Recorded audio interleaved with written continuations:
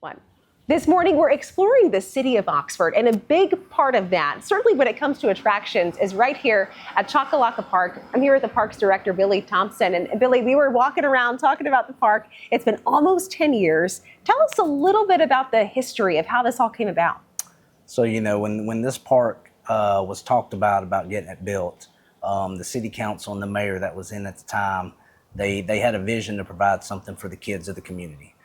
They wanted to have something a little bit better for their kids, for the grandkids as they got older, and just become more modernized to what we were used to. So when we built this park, like I said, it was for our youth sports, our PARD community and all of that. We didn't realize that it would blow up into what it has. 10 years in, we're hosting many state tournaments, regional events, collegiate championships, and we've had, the international flavor with Team USA here. So our vision has changed, and the trajectory that we thought we would be on has changed the landscape of what we currently have. What are some of the amenities that are offered here? I mean, you're talking about hosting competitions, championships. What types of sports, what types of activities can people encounter here? Everybody that does know what we have here, they understand we have baseball and softball. That's kind of what we're known for. But we like to stretch that out a little bit. When you're talking about athletics, we have an NCAA track that's, that we've had the OVC conference here and had their conference championship here. We have 4 soccer fields that's NCAA regulated. We have disc golf around the park. We have kayaking that people don't realize it's a part of the park here. And then, I like to think outside the box. Obviously, we know about our athletics, but we've hosted rodeos and company events and disc golf and those kinds of things that the park, being an outdoor facility and open space area, we're open to any ideas people have out here. And you were telling me, too, that there's a walking track that goes around the beautiful lake, about 30 acres, this lake is. And so this walking track is perfect for 5Ks, for different events like that, too. We have many 5Ks that come out here. We've had some bike races out here.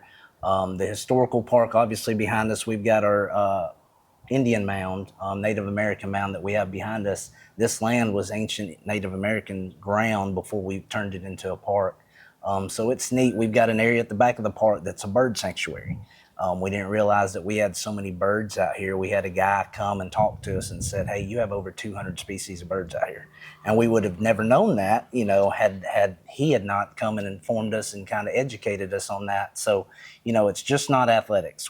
That's one thing we're trying to get out there more is, hey, we can do so much more out here than just sports. You mentioned the Native American mound behind us, and you all have really paid tribute to this land and the people who used to live here. Why was that important? I mean, there are plaques around the walking track. There's an opportunity to learn. There's an educational aspect to this. Why was that important to you all? Well, we don't ever want to forget who was here before us. We've got a really good relationship with the Muskogee Nation in Oklahoma. Our city brass has actually taken trips out there. They've come out here and they've held a couple of their festivals and their heritage grounds here in our big open area. We just don't ever want to forget or make them think that we forget them.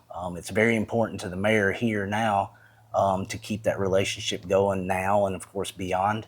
And, we stay in touch with them just to make sure anything we do, anything major, we always talk to them and say, hey, this is what we want to do. Just, to get that approval from them because, like I said, this was their ground before we were here.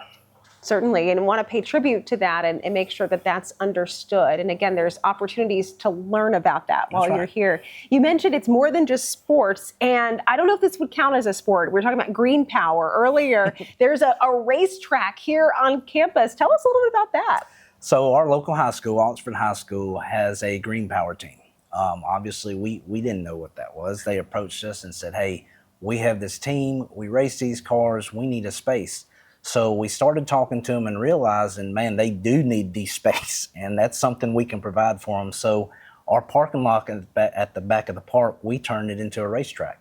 They have grown. The program itself has grown nationally. They've talked to other high schools in our area and have got them to have their own race teams. So we host 2 races a year, one at the end of October or 1st of November, and then one in January. I'm proud to say Oxford's won 3 national championships since they've been here, and they've now moved the national championship to Talladega Superspeedway. So that's another, for the mayor, when we talk about doing things regionally, now we're involving our partners that's right down the road and able to bring them stuff that, they probably weren't open to in the beginning.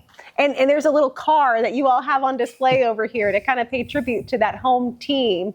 And these are high schoolers who are designing these cars and using battery power. You said there's a whole kind of pit center too. I mean, you're embracing the racing mentality of this, which seems like it's a lot of fun here at the park. It's cool to see it when the event's going on. It's just like you see and in NASCAR, just at a smaller scale.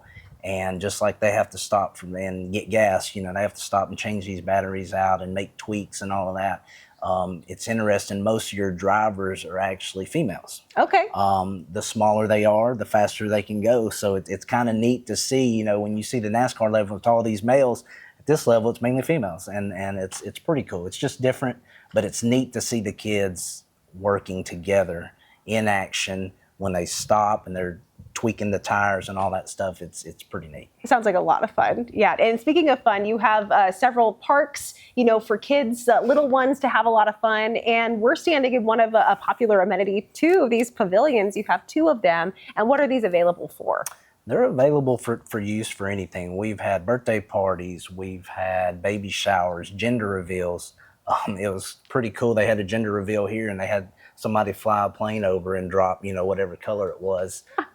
So the open air space behind you, you can get so creative with so many of these things. People come to us all the time, and, there are some things that are a little far-fetched that we have to say, oh, we can't do that. But just to see the community and what their ideas and how it triggers us into bringing more things here for them. And that's something when we were talking earlier that struck me. You were saying that there are things in the works, and it sounds like you're really receptive to what the community wants. So what else would you share about anything that you're excited about maybe that's coming up at CHOCCOLOCCO Park that we can look forward to? Any hints you want to share? Well, I mean, I don't want to give away all the secrets, but I do know that we do have something major coming for our Festival of Lights this year. I know we haven't touched on that.